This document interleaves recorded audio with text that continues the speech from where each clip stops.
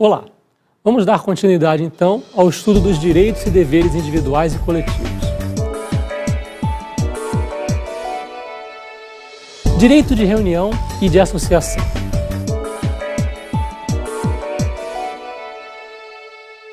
No artigo 5º, inciso 16 da Constituição, nós encontramos o seguinte: todos podem reunir-se pacificamente, sem armas, em locais abertos ao público, independentemente de autorização, desde que não frustrem outra reunião anteriormente convocada para o mesmo local, sendo apenas exigido prévio aviso à autoridade competente. O direito dos homens de se reunir em grupos, encontros, clubes, desfiles, comícios, passeatas ou qualquer outra organização que deseje é considerado um direito fundamental nos regimes democráticos, onde os cidadãos podem se reunir sem restrições por parte do governo. Em países onde não há liberdade de reunião, certos partidos políticos e outros grupos, como por exemplo sindicatos, podem ter suas atividades tolhidas até mesmo com a aplicação de medidas severas para os membros daqueles grupos. Nestes países, as manifestações contra o governo também são mais facilmente controladas, pois os cidadãos insatisfeitos sequer podem se reunir para discutir sobre as mudanças desejadas e muito menos pleiteá-las. O inciso 17 da Constituição diz o seguinte: é plena a liberdade de associação para fins lícitos, vedada a de caráter paramilitar. Agora preste atenção, esse direito pode ser suspenso, por exemplo, diante de um estado de defesa ou de estado de sítio. Uma associação consiste numa união de pessoas, não havendo exigência de um número mínimo de pessoas para a sua configuração. Há também o caráter de permanência. Enquanto que a reunião ela passa aquela impressão de temporalidade, de ser algo momentâneo, a associação tem um caráter de permanência. Então, o direito à liberdade de associação ele é garantido em vários tratados de direito internacional, especialmente nos tratados voltados para o direito internacional do trabalho. A liberdade de associação ela é uma das principais preocupações da OIT, Organização Internacional do Trabalho. A OIT ela defende os direitos dos trabalhadores e empregados de constituírem organizações e de negociarem coletivamente, pois desta forma eles terão mais força e ficará mais equilibrada essa balança entre empregados e empregadores. O legislador constituinte ele deixou registrado ser de plena importância a liberdade de associação. Volto a dizer, desde que para fins lícitos. É vedada, por exemplo, a associação de caráter paramilitar, como são as Farc ou as milícias. Passemos à leitura do próximo inciso da Constituição. Constituição Federal, artigo 5º, inciso 18. A criação de associações e, na forma da lei, a de cooperativas, independem de autorização, sendo vedada a interferência estatal em seu funcionamento. Vejam bem, se as pessoas para constituírem uma associação dependessem de autorização do Estado, ficaria complicado elas terem liberdade. Se fosse, por exemplo, uma associação que desagradasse o Estado poderia negar aquela criação daquela associação. Por isso, para garantir essa liberdade, o legislador constituinte disse que independeria de autorização. O inciso 19, falando ainda de associação, estabelece que as associações só poderão ser compulsoriamente dissolvidas ou ter suas atividades suspensas por decisão judicial, exigindo-se no primeiro caso o trânsito em julgado. Qual é o primeiro caso? O caso da dissolução. Então observem o seguinte: tanto para suspender quanto para extinguir uma associação, há necessidade de decisão judicial, sendo que, para extinguir, para dissolver compulsoriamente uma associação, essa decisão judicial tem que ter transitado em julgado, ou seja, tem que ser uma decisão definitiva da qual não caiba mais recurso. Ok? Passemos à leitura do próximo inciso da Constituição. Inciso 20. Ninguém poderá ser compelido a associar-se ou a permanecer associado. Os indivíduos não podem sofrer represálias por se associarem a organizações ou serem obrigados a se associar. É plena liberdade para formar uma associação, bem como para se retirar daquela associação. Em nosso país, qualquer obrigatoriedade, tanto de permanecer como de sair da associação, foi vedada. A decisão vai ser pessoal de cada um. Próximo inciso, inciso 21.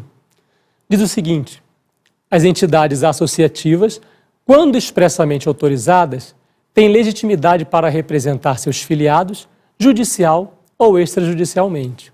Observem, as entidades associativas, elas têm legitimidade para representar seus filiados, judicial ou extrajudicialmente, ou seja, elas possuem legitimidade ad causa para, em substituição processual, defender em juízo direitos de seus associados. É desnecessária a expressa e específica autorização de cada um dos seus integrantes para, por exemplo, ajuizar uma ação ou para pleitear algo administrativamente, desde que aquele direito seja relacionado à função, à existência daquela associação. Passemos agora a falar dos direitos de propriedade. Propriedade, direito autoral e herança. Propriedade. Constituição Federal, artigo 5º, inciso 22. É garantido o direito de propriedade. O inciso 23, a propriedade atenderá à sua função social. O direito de propriedade surgiu como uma instituição puramente individualista, exclusiva do direito privado, no caso do direito civil, determinante de um sistema capitalista de produção na sua forma mais liberal. Dizia-se que a propriedade teria caráter absoluto e perpétuo. Ultimamente, temos vivido um movimento que pode ser chamado de publicização do direito privado. Na medida em que o direito constitucional passa a se ocupar cada vez mais das questões que até então eram exclusivas do direito privado. Isso é facilmente detectável, por exemplo, na área do direito do trabalho e no direito do consumidor, onde há uma interferência grande do Estado para tentar equilibrar as forças, para tentar trazer o hipossuficiente a uma condição mais equilibrada, no caso, entre o trabalhador e o empregador, ou entre o consumidor e aquele que está oferecendo, prestando aquela relação de consumo. A Constituição, ela garante o direito de propriedade, mas ela determina imediatamente após que essa propriedade deverá atender à sua função social. A propriedade não é um mero direito individual, mas em função da ordem econômica, ela só será assegurada pela Constituição quando for exercitada de acordo com o interesse coletivo, cumprindo os valores e os princípios constitucionais. Ao contrário do que se afirmava, a propriedade não é absoluta nem perpétua. Ela se submete a diversas limitações que podem ser impostas pelo direito público ou pelo direito privado. O caráter absoluto, ele é relativizado porque sobre uma propriedade incidem várias restrições que condicionam a fruição, o uso e a ocupação da coisa, a possibilidade de sua modificação e mesmo de sua alienação, sejam limitações do direito privado, como, por exemplo, os direitos de vizinhança, ou sejam do direito público, como é o caso dos tombamentos. A perpetuidade da propriedade, ela se submete a diversas possibilidades de desapropriação. Vamos falar um pouco sobre isso agora? Artigo 5º, inciso 24. A lei estabelecerá o procedimento para a desapropriação por necessidade ou utilidade pública ou por interesse social, mediante justa e prévia indenização em dinheiro, ressalvados os casos previstos nessa Constituição. O que é desapropriação? Desapropriação é a transferência compulsória da propriedade do particular para o poder público, sempre no interesse da coletividade. É um instituto que veio substituir o confisco arbitrário e imotivado que era utilizado pelos regimes monárquicos. Por exemplo, se um monarca, um absolutista, queria aquela propriedade, ele tomava aquela propriedade e fim de papo, sem qualquer indenização. Por isso, a justificação da desapropriação nos direitos fundamentais. O desapropriado não cometeu nenhum ato ilícito, Por isso, a desapropriação será justa e prévia. Quais são as hipóteses justificadoras da desapropriação? Só se admite desapropriação em face de necessidade pública, utilidade pública ou, o que é novidade na Constituição de 88, o interesse social. Necessidade pública pode ser exemplificada como aquela motivada por calamidades da natureza. Já a utilidade pública, nós podemos dar como exemplo de uma área onde vai haver uma desapropriação para se construir uma avenida que vai trazer desenvolvimento econômico para aquela região. Como eu falei, a inovação foi a desapropriação para fins de interesse social. Então, essa inovação feita pela Constituição de 88, que trouxe a justificação para a desapropriação para fins de interesse social, nós podemos inserir aí duas categorias, que são as desapropriações para fins de reforma agrária e as desapropriações para fins de reforma urbana, quando as propriedades deixam de cumprir a sua função social. Falemos um pouco sobre a desapropriação por interesse social para fins de reforma urbana. Ao município é facultado estabelecer medidas coercitivas, de acordo com o Estatuto das Cidades, voltadas a atingir as propriedades que não cumprem sua função social.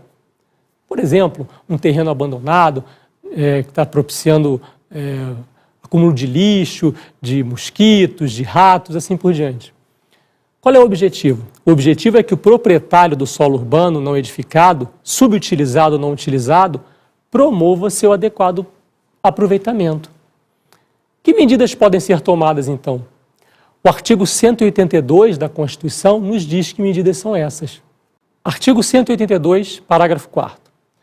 É facultado ao Poder Público Municipal, mediante lei específica para a área incluída no plano diretor, exigir, nos termos da lei federal, do proprietário do solo urbano não edificado, subutilizado ou não utilizado, que promova seu adequado aproveitamento, sob pena sucessivamente de: inciso 1, parcelamento ou edificação compulsórios. Inciso 2, imposto sobre a propriedade predial e territorial urbana progressivo no tempo. Inciso 3, desapropriação com pagamento mediante títulos da dívida pública, de emissão previamente aprovada pelo Senado Federal, com prazo de resgate de até 10 anos, em parcelas anuais iguais e sucessivas, assegurados o valor real da indenização e os juros legais. Observe, então, que no caso da desapropriação para fins de reforma urbana, aquele que sofre o processo de desapropriação, ele não receberá sua indenização em dinheiro. Embora essa indenização continue sendo justa e prévia, ela se dará em títulos da dívida pública. E esse prazo de resgate é de até 10 anos. Constituição Federal, artigo 184. Compete à União desapropriar por interesse social, para fins de reforma agrária, o imóvel rural que não esteja cumprindo sua função social, mediante prévia e justa indenização em títulos da dívida agrária, com cláusula de preservação do valor real, resgatáveis no prazo de até 20 anos a partir do segundo ano de sua emissão, e cuja utilização será definida em lei. Observe, então, que nessas duas situações, desapropriação por interesse social para fins de reforma urbana e para fins de reforma agrária, o desapropriado não vai receber a indenização em dinheiro. Ele vai receber ou em títulos da dívida pública ou em títulos da dívida agrária. Esse tipo de desapropriação, também é chamado de desapropriação-sanção. Por quê? Embora a indenização seja justa e prévia, ela não é em dinheiro. Vamos passar para a leitura do próximo inciso, inciso 25. No caso de iminente perigo público, a autoridade competente poderá usar de propriedade particular, assegurada ao proprietário, indenização ulterior, se houver dano. A requisição administrativa ela é uma forma menos drástica de intervenção estatal na propriedade do que a desapropriação. Ou seja, o Estado ele não vai tomar aquele bem, ele não vai transferir aquele bem, seja um bem móvel ou um bem imóvel, do patrimônio do particular para o patrimônio do Estado. Não, ele vai usar aquele bem móvel, imóvel ou serviço e vai indenizar apenas se houver dano. No caso da indenização, no caso da desapropriação, ela é prévia. No caso da requisição administrativa, não. Ela só haverá indenização ulterior, ou seja, posterior, se houver dano. E, fixando, tem que haver iminente perigo. Por exemplo, um risco de desabamento, algo nesse sentido. Passemos à leitura do inciso 26.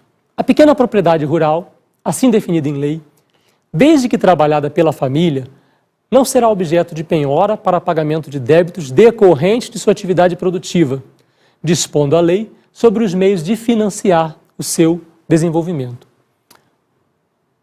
O legislador constituinte aqui quis proteger o pequeno proprietário rural, porque realmente a atividade rural ela está sujeita aos fenômenos da natureza, à falta de chuva, ou a uma enchente, ou algo assim. Então, tentando evitar até mesmo o êxodo rural, que é a vinda do pessoal da zona rural para a zona urbana, em função de não ter condições de se manter na zona rural, o legislador constituinte assegurou que o pequeno proprietário rural ele não perderia sua propriedade em funções de dívidas relacionadas à sua atividade produtiva.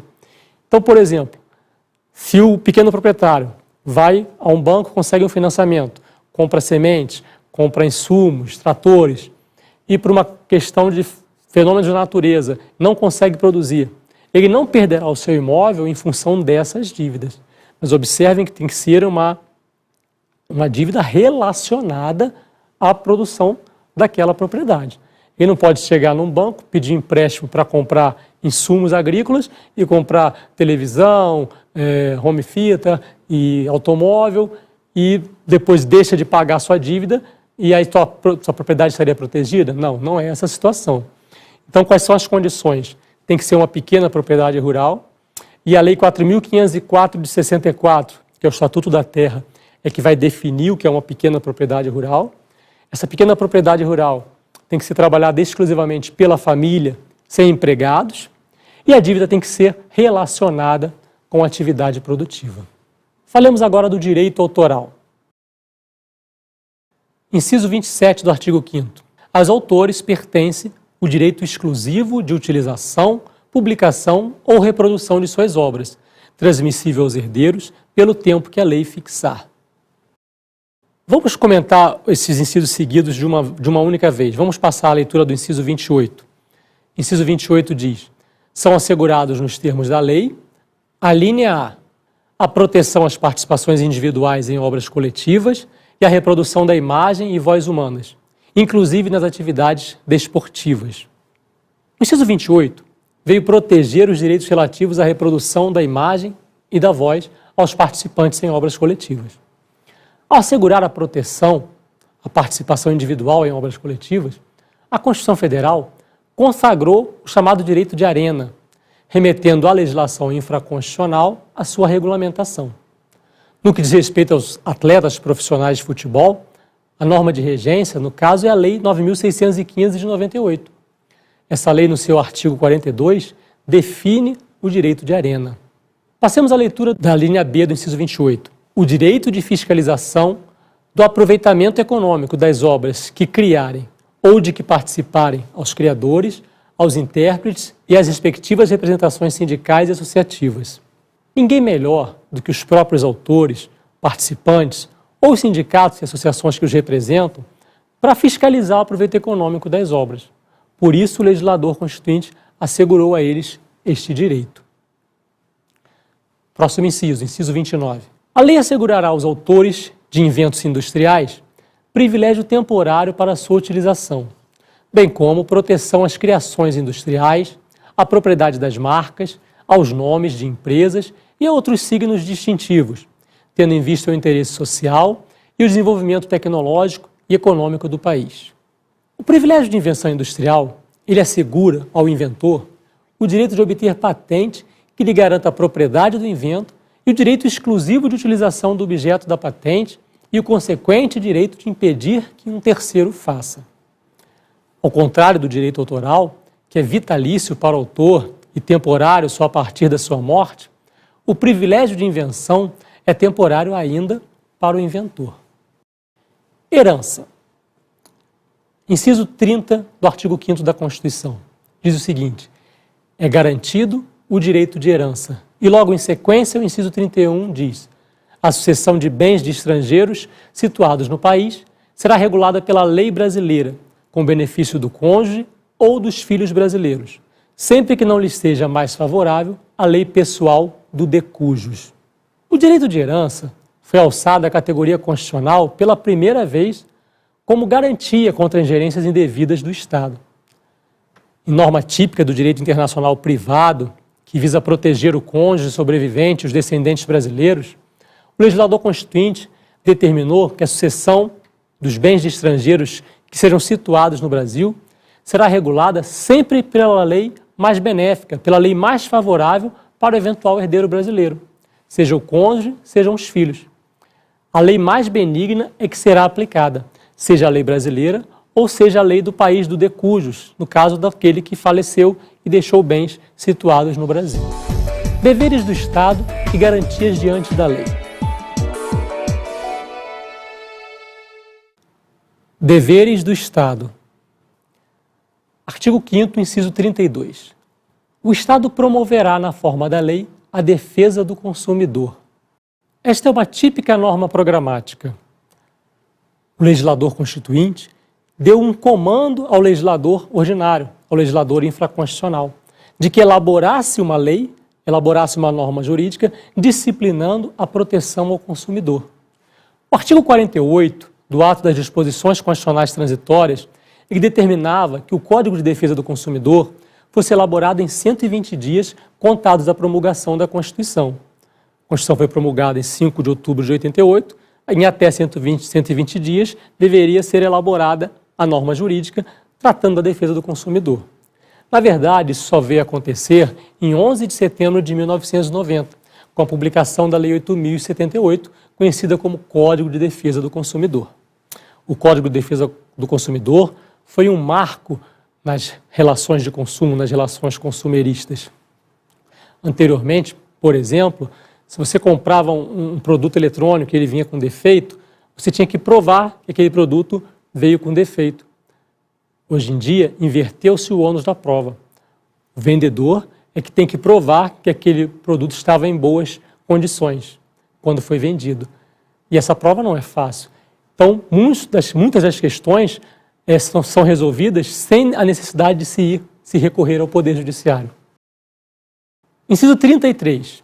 Todos têm direito a receber dos órgãos públicos informações de seu interesse particular ou de interesse coletivo ou geral, que serão prestados no prazo da lei, sob pena de responsabilidade, ressalvadas aquelas cujo sigilo seja imprescindível à segurança da sociedade e do Estado.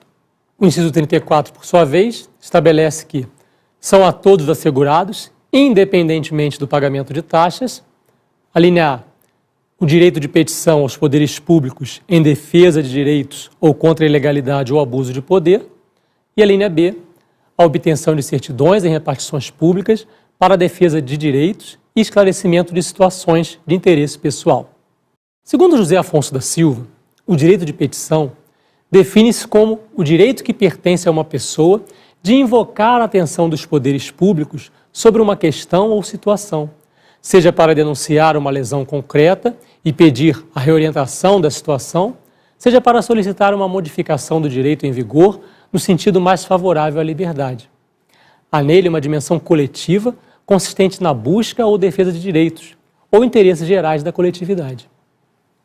Esse direito pode ser exercido por qualquer pessoa física ou jurídica, nacional ou estrangeiro, e independe do pagamento de taxas.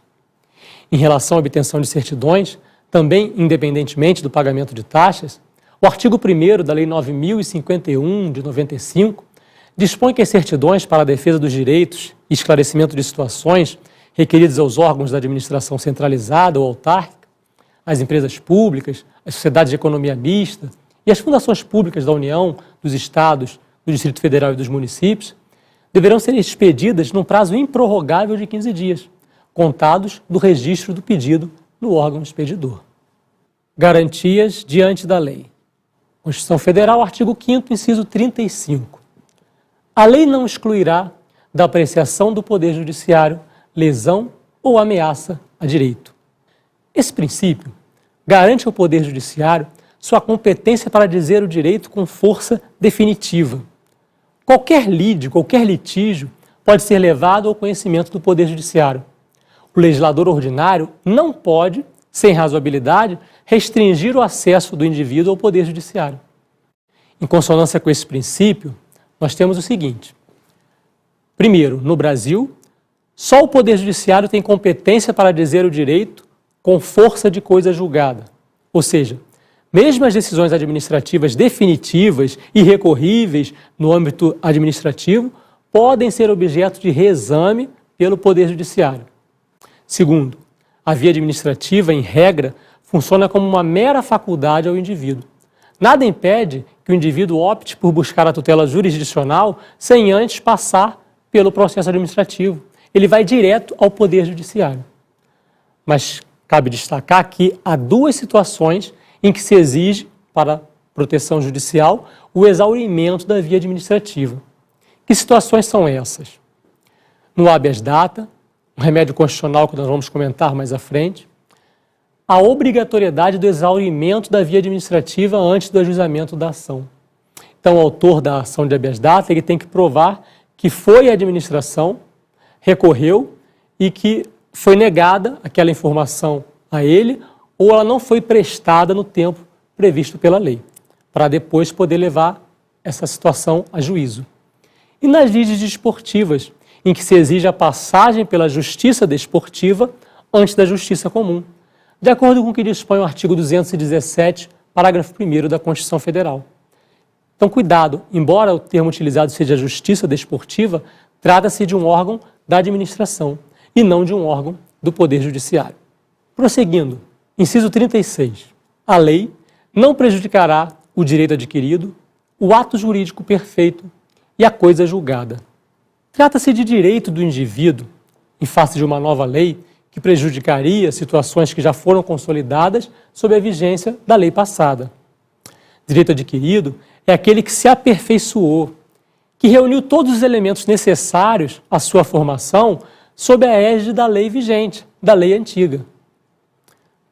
Quando se fala em ato jurídico perfeito, fala-se em um adicional, um plus em relação ao direito adquirido. Cuidado, a proteção constitucional ela não alcança a chamada mera expectativa de direito, quando a lei nova alcança o indivíduo prestes a concretizar, mas ainda não preenchendo os requisitos para a satisfação do seu direito. É aquela história, imaginemos o seguinte, a lei 8.112 previa licença-prêmio. A cada 5 anos trabalhados, o servidor público tinha direito a gozar 3 meses de licença. Essa lei foi alterada e não existe mais esse direito. Imaginemos aquele servidor que trabalhou 4 anos, 11 meses, 29 dias e a lei foi alterada e passou a não existir mais aquele direito. Será que ele vai ter direito a tirar os 3 meses de licença, ou 2, ou 1, que seja? Não, nada. Ele não tinha direito adquirido, ele tinha uma mera expectativa de direito.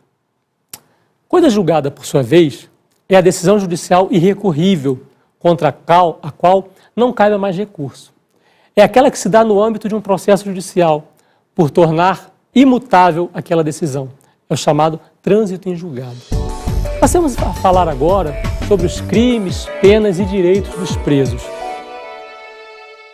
Iniciando pela leitura do artigo 5º, inciso 37. Não haverá juízo ou tribunal de exceção. Vamos ler junto logo o inciso 53, depois eu explico por quê. Ninguém será processado nem sentenciado senão pela autoridade competente. Esses dois incisos juntos compõem o chamado princípio do juiz natural. O que é isso, princípio do juiz natural? O legislador constituinte buscou garantir ao indivíduo a atuação imparcial do Poder Judiciário na apreciação das questões levadas ao juiz. Ele impede que, por arbitrariedade ou casuísmo, seja estabelecido o tribunal ou um juiz excepcional, bem como seja conferida competência não prevista constitucionalmente a quaisquer órgãos julgadores. Ou seja, imagina que se pudesse acontecer o seguinte, ele é meu amigo, então eu vou indicar tal juiz que é meu conhecido e sei como decide, para julgar a sua situação. O outro é meu inimigo, então eu vou indicar tal juiz. Não. O legislador constituinte assegurou o princípio do juiz natural e impediu também a criação de tribunais de exceção. O que é um tribunal de exceção? É um tribunal que julga de maneira ruim? Não necessariamente. Tribunal de exceção é um tribunal criado, formado, após a prática da conduta. Um tribunal de exceção famoso na história da humanidade é o Tribunal de Nuremberg. Por quê? Porque ele foi formado depois que os nazistas haviam praticado aquelas condutas tipificadas como criminosas. Isso é um tribunal de exceção. Então, o legislador constituinte originário, ele vedou a criação de tribunal de exceção, ou seja, se você pratica uma conduta tida como criminosa, você tem a garantia constitucional que você vai ser processado e julgado por um juiz já previsto na Constituição e na legislação que trata desse tema. E também você vai ter a expectativa, a segurança de que vai ser julgado por um juiz imparcial. Perfeito? O STF, ele deixou claro que essa garantia constitucional, ela alcança não só os juízes do Poder Judiciário, mas qualquer julgador previsto na Constituição. Como, por exemplo, o Senado Federal, nós já não comentamos que ele julga e processa o presidente da República no caso dos crimes de responsabilidade.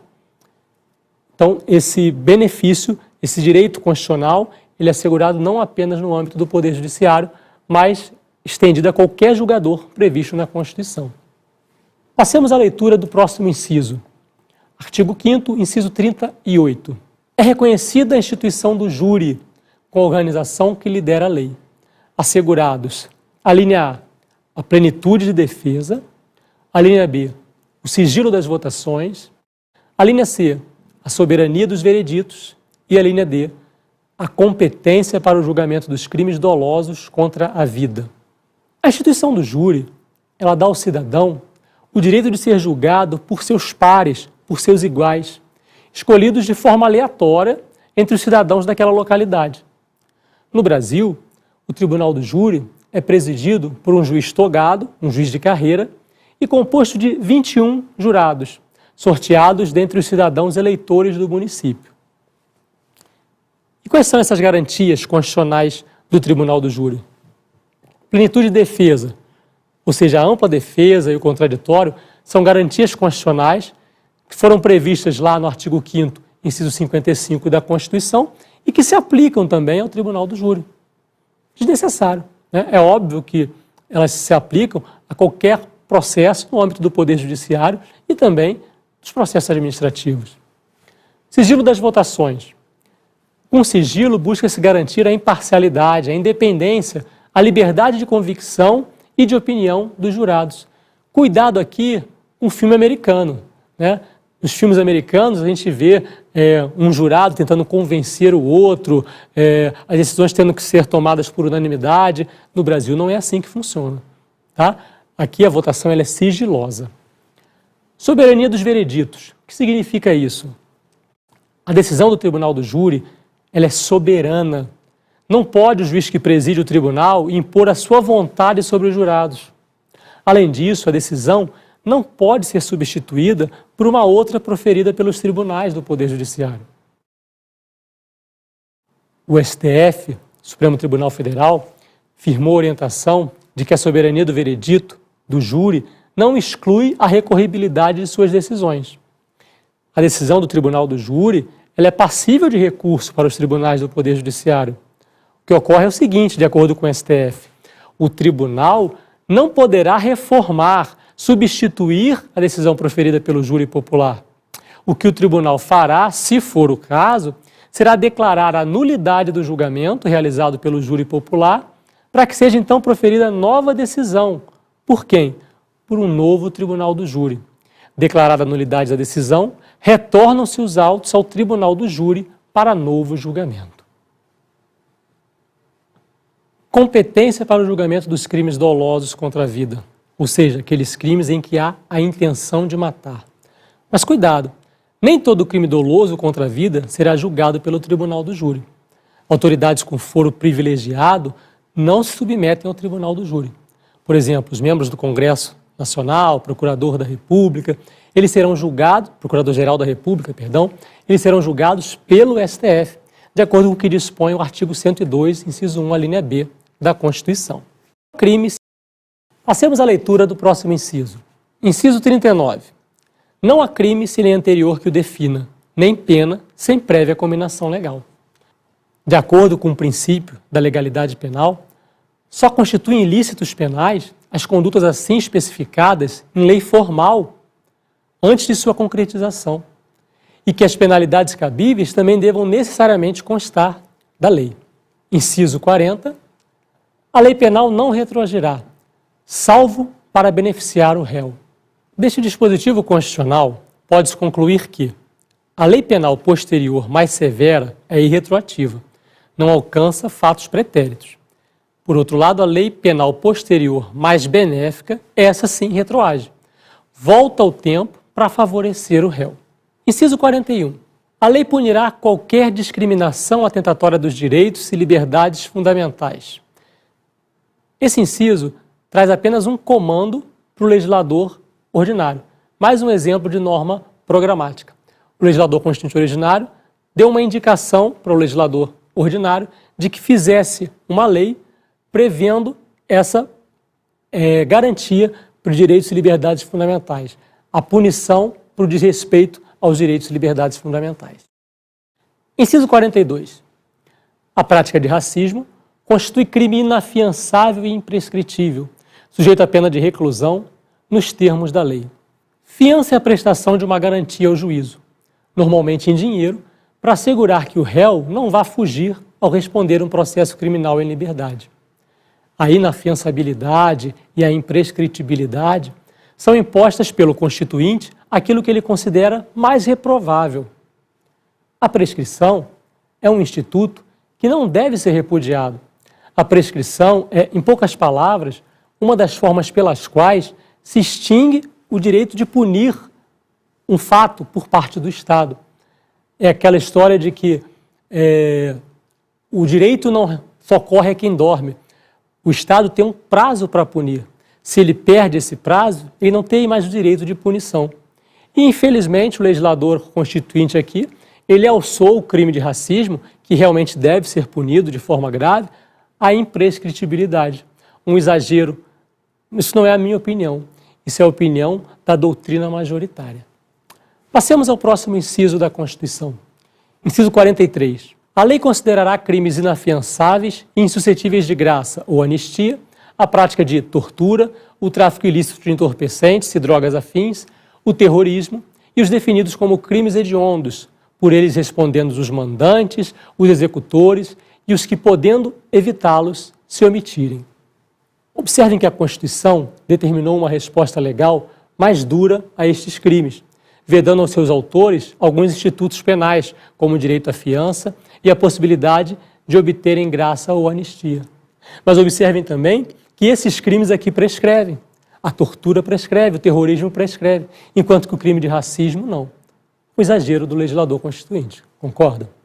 Inciso 44. Constitui crime inafiançável e imprescritível a ação de grupos armados, civis ou militares, contra a ordem constitucional e o Estado democrático. Eu costumo fazer uma brincadeira aqui. Eu digo que isso aqui só é crime se o golpe de Estado não der certo, né? Porque imaginemos um golpe de Estado. Ele está indo contra o Estado democrático de direito, contra a ordem constitucional.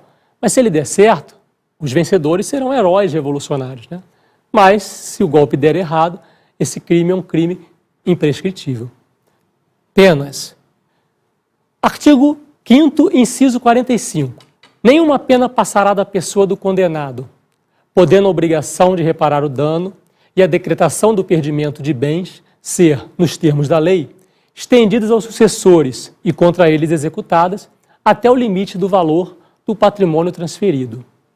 O princípio da personalização da pena reflete uma evolução do direito penal em relação ao direito canônico. Da mesma forma, consagra a responsabilidade penal subjetiva.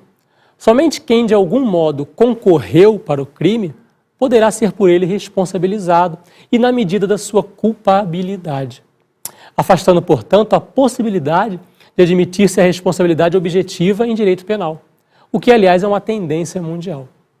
Por outro lado, surge o perdimento de bens como uma nova pena, permitindo ao Estado perseguir aqueles bens frutos de aquisição ilícita, estejam eles onde estiverem, quer no patrimônio de um herdeiro ou até mesmo na esfera patrimonial de um terceiro adquirente de boa-fé.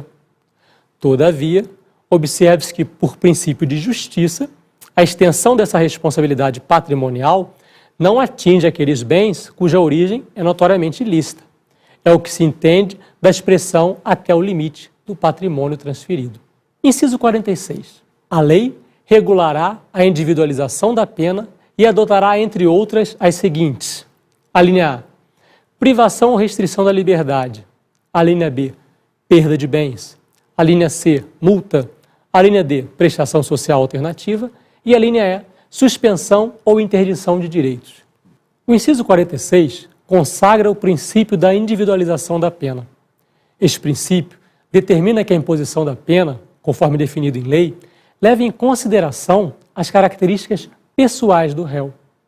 O inciso 46 enumera em um rol não exaustivo as penalidades passíveis de serem reguladas pela lei. Cabe aqui fazer um registro. No ano de 2006, foi enfrentada a questão da constitucionalidade do artigo 2º da Lei 8.072 de 1990, que vedava a progressão de regime para aqueles que cometem crimes relacionados com hediondos pela própria lei. No julgamento do habeas corpus, número 82.959, pelo plenário do Supremo Tribunal Federal, prevaleceu o entendimento de que o artigo 2º da Lei 8.072 de 90 é inconstitucional, quando proíbe a progressão do regime de penas para condenados por crimes hediondos. Artigo 5º, inciso 47. Não haverá penas, a linha A, de morte, salvo em caso de guerra declarada, nos termos do artigo 84, inciso 19. A linha B, de caráter perpétuo. A linha C, de trabalhos forçados. A linha D, de banimento. E a linha E, cruéis. Aqui nós temos um rol de natureza exemplificativa. Outras penalidades, além das elencadas no dispositivo anterior, poderão ser criadas por lei, desde que não violem os princípios constitucionais.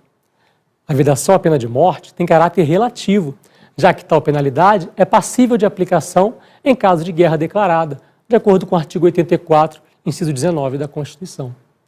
Segundo a legislação ordinária, tal pena pode ser aplicada nos crimes de deserção, espionagem e traição. Portanto, a pena de morte apenas será admitida em caso de guerra declarada, de acordo com o Código Penal Militar. Sendo o direito à vida uma cláusula pétrea, é impossível a ampliação de sua aplicação aos crimes hediondos, por exemplo, sob expressa violação à limitação material explícita ao poder de reforma, cláusula pétrea que nós já comentamos. Mais uma consideração.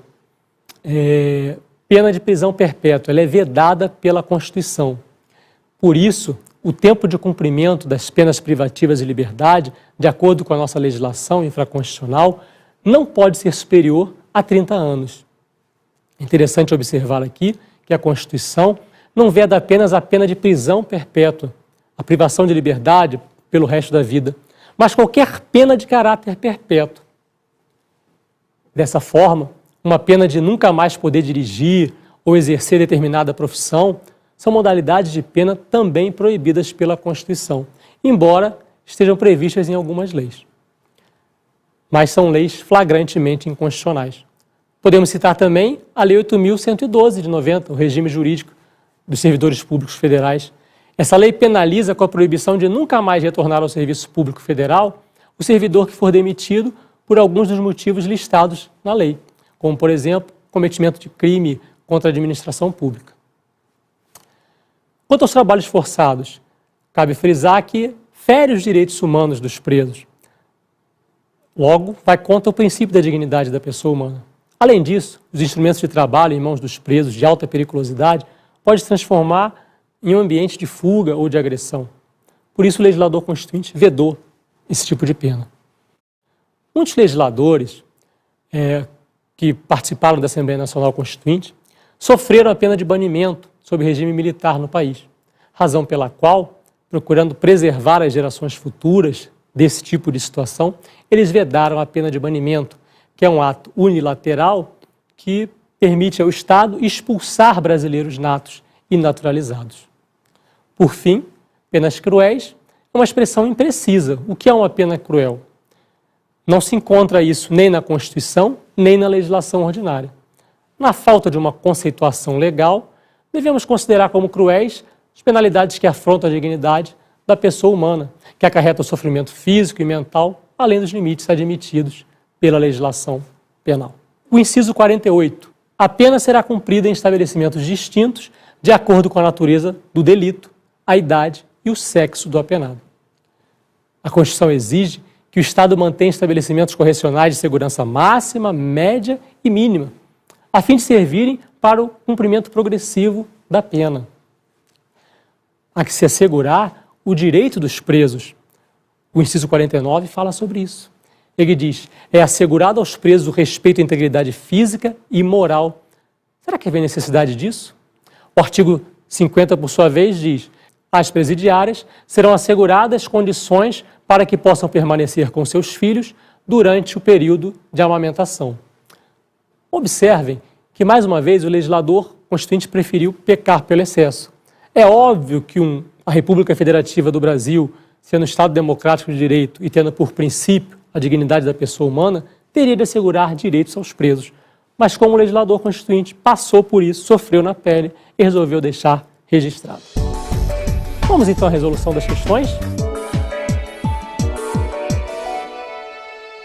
Exercício 1 diz o seguinte: é irrelevante para o exercício da liberdade de reunião em local aberto ao público que os participantes do evento estejam armados, desde que a reunião esteja autorizada pela autoridade policial competente. Completamente errado, né? Primeiro, a reunião não tem que ser autorizada por ninguém. Segundo, a reunião, além de pacífica, ela tem que ser sem armas. Por isso, está errado o enunciado da primeira questão. Passemos ao exercício 2. O Ministério Público tem o poder de, em procedimento de ordem administrativa, determinar a dissolução compulsória de associação que esteja sendo usada para a prática de atos nocivos ao interesse público. E aí, certo ou errado? Errado, né, gente? Para extinguir, para dissolver uma associação, há a obrigatoriedade, a necessidade de uma decisão judicial transitada em julgado, ou seja, uma decisão judicial definitiva. Então, nem o Ministério Público, nem a administração tem esse poder de extinguir uma associação. Exercício 3. O uso da propriedade particular por autoridade competente, em caso de iminente perigo público, deve ser precedido de indenização ao proprietário. E aí, certo ou errado? Errado, né, gente? Diferente do que ocorre na desapropriação, no caso da requisição administrativa, a indenização será ulterior, ou seja, posterior, e se houver dano.